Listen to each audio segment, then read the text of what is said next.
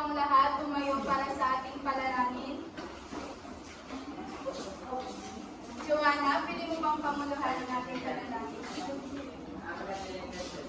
Iyon po natin ang ating mga ulo at tayo manalangin. Ama namin, sumasalangit ka, sambahin ang ngalan mo, magpapa sa amin ang karya mo, sundin ang loob mo dito sa lupa para nang sa langit. Bigyan niyo po kami ng aming kakainin sa araw-araw, at patawarin niyo po kami sa aming pagkakasala, tulad ng pagpapatawad namin sa mga nagkakasala sa amin. Huwag niyo po kami ipaintulot sa tukso at ilagyan po kami sa masamang aksyon. Magandang hapon, mga bata! Magandang hapon, teacher! Kumusta naman kayo sa araw na ito? Mabuti po, teacher! Kumain na ba ng pananghalian ng lahat?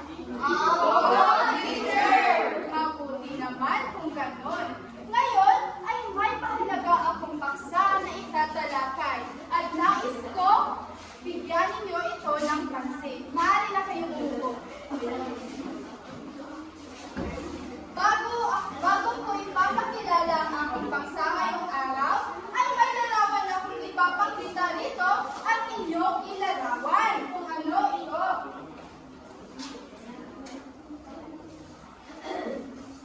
Base sa larawan na inyong nakita ngayon, mga bata, ano ang nakikita niyo sa larawan?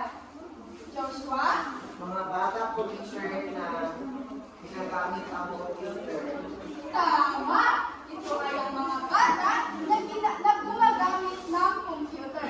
May iba pa bang maglalarawan sa larawan?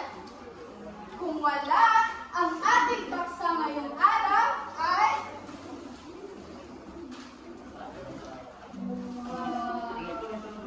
sabay-sabay basahin, mga bata.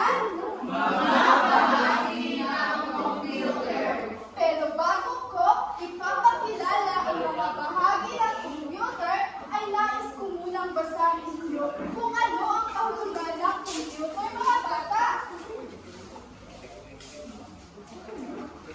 Ano ang computer? Sabay-sabay basahin. Ang computer ay isang electronic device na ginagamit upang mas mabilis makaproseso ng datos o impormasyon. Dito banda, sabay-sabay basahin. Ito ay binubuo ng iba't ibang bahagi. Ang mga ito ay nagtutulong-tulong upang makagawa ng kaunahing gawain.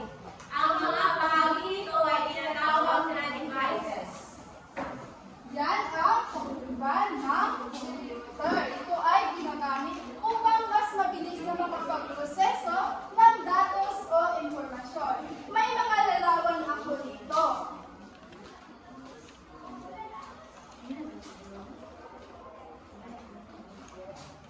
Ang unang bahagi ng computer, pakibasa, mga bata. Monitor. Ito ay katulad ng telebisyon.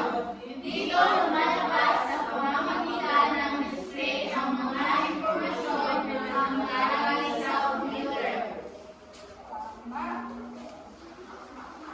Ito ang larawan ng monitor. Ano nga ulit ito, mga bata? Monitor. Dito banda, ano nga ulit ito? Monitor. Very good. Very good. Ito ay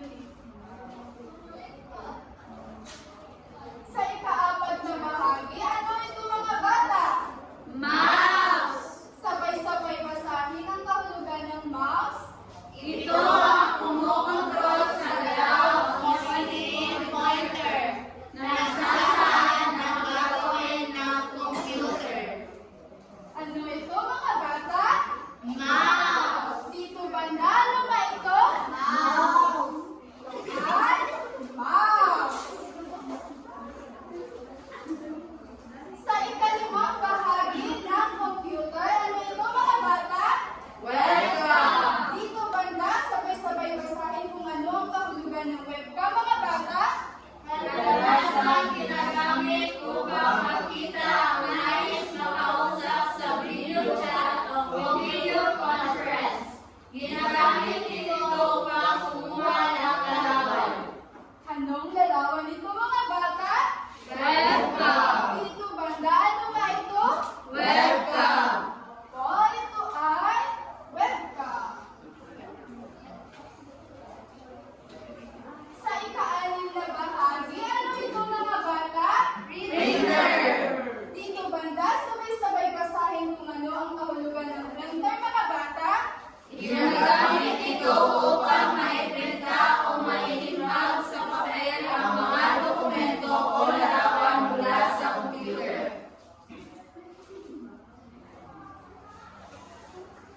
Anong larawan ito, mga bata? Printer. Dito banda, ano ito? Printer. Ito ay printer.